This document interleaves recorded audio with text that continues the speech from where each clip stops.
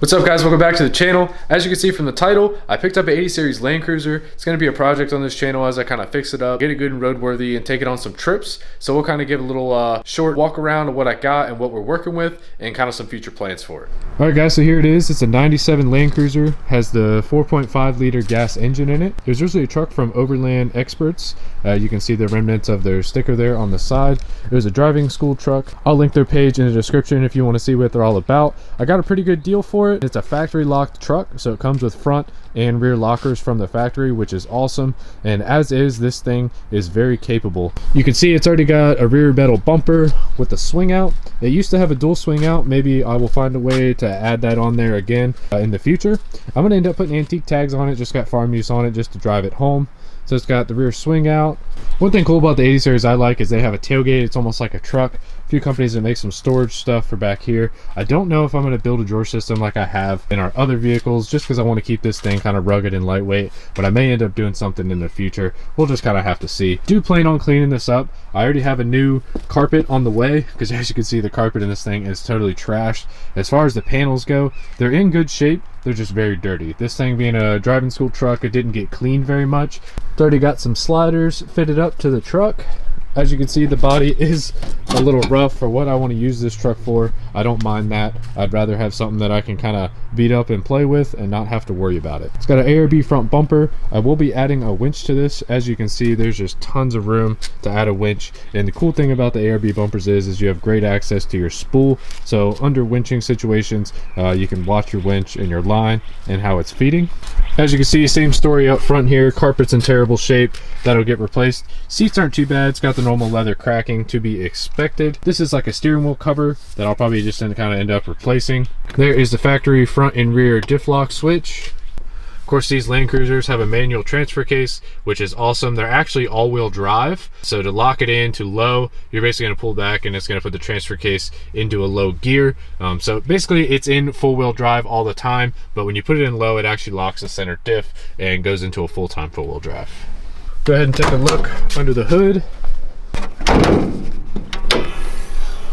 I think, as I mentioned before, it is a 4.5 liter gas engine. Super reliable. There's occasionally they have head gasket issues at certain mileage. Just has 270,000 miles. I'm not sure if the head gasket has been done or not. No signs of the head gasket being bad in running and driving condition as it is. There's just a few little things I want to address. As you can see, the valve cover gasket is leaking. There is an exhaust leak right down here at these flex pipes that are added in. This is a aftermarket exhaust, I believe. It's leaking right on the back side of this joint. So in a separate video, I'll end up pulling this down pipe off, welding a new flex pipe, and fixing that all up, keep it nice and quiet. Aside from that, down there, the front crank seal, I believe, is leaking. There's an oil pump seal on these that always leaks, so I'll be addressing those in another video. So I'm really gonna get this thing kind of cleaned up and in good mechanical shape and good and roadworthy, so I can actually kind of take it on some longer distance trips and take it out and have some fun and be comfortable about what it's capable of doing.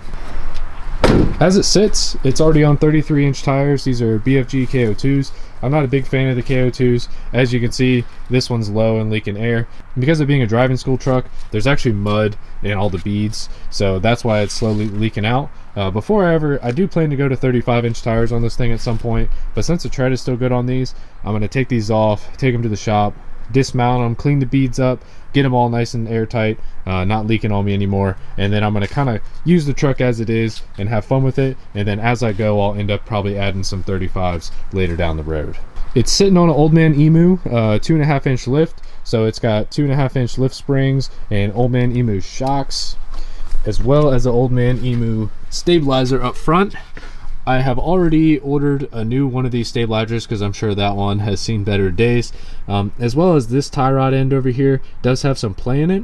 So I ordered the Dom Marlink steering kit from Marlin Crawler. So basically it's going to replace this whole thing with the Dom link, and I'll have new joints as well as the link on the back side of the axle that you can't really see here. So that'll be a cool future video, doing an upgrade to the front end and the steering. If you guys know anything about 80 series Landcruisers, these Burfield joints are notorious for needing to be serviced and new seals and everything.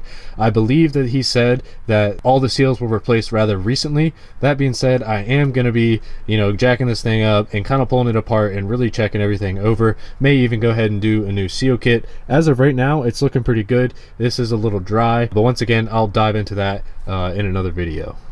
One of the reasons I was really attracted to an 80 series Landcruiser as being an off-road rig is they come with the factory solid axle up front. Just super stout units, beefy, and obviously the factory lockers front and rear is also huge. You can get some great flex out of these things. I think with this kit alone, it's already going to be flexing pretty good. They do have some aftermarket arms you can replace right here to get even more flex. We'll just kind of see down the road if that's something I'm going to end up doing. One common problem with these trucks, there is a seatbelt anchor spot right here. You can see this is actually a hole all the way through the interior. So this is where the factory seatbelt bolts up to. So what I'm going to do is basically I'm going to have to cut all this out, and then I'm going to end up patching it, and at the same time I'm going to pull the carpet and go ahead and do sound deadening and everything like that on the inside.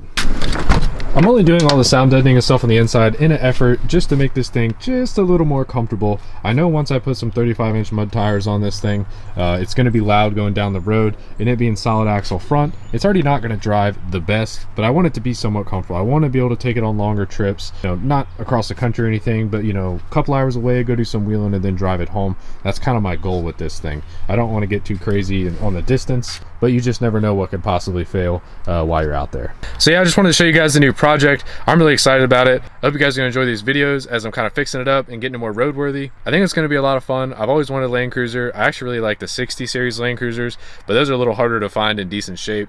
And I ended up picking this up because somebody I knew from OEX was selling it, so he gave me a good deal on it, and it was really close to home. It was actually only like 2 minutes from my house parked, and it's been sitting there. So it was kind of one of those things that just kind of seemed like it was meant to be. I just couldn't resist picking it up.